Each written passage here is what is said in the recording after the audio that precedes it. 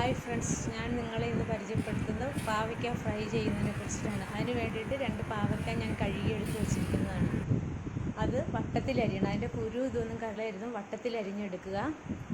വട്ടത്തിലരിഞ്ഞെടുത്ത് അതിന് വേണ്ടിയിട്ട് ഉപ്പും വേണം, മുളക്, മഞ്ഞൾപ്പൊടി, കറിവേപ്പില, 2 സവോള.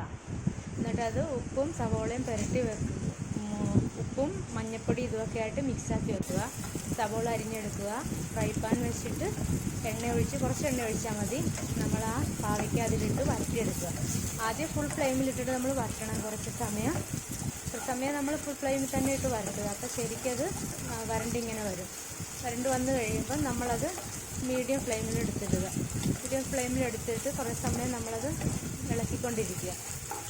ഇളക്കിക്കൊണ്ടിരുമ്പോൾ ശരിക്കത് വാടി വന്ന് കഴിയുമ്പോഴത്തേക്ക് നമ്മൾ സവോള അരിഞ്ഞ് വെച്ചിടുക. കറിവേപ്പില എല്ലാം കൂടി ഇടുക.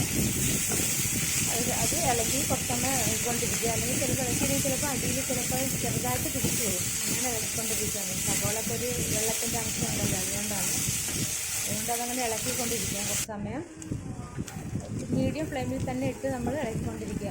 കുറച്ച് കഴിയുമ്പോൾ അത് ശരിക്കും മൊരിഞ്ഞ് വരും. നല്ല ഫ്രൈ ആയിട്ട് വരും. നന്നായിട്ട് ഫ്രൈ ആയി വന്നു കഴിയുമ്പോൾ നമ്മളത് ഓഫാക്കി വെക്കുക.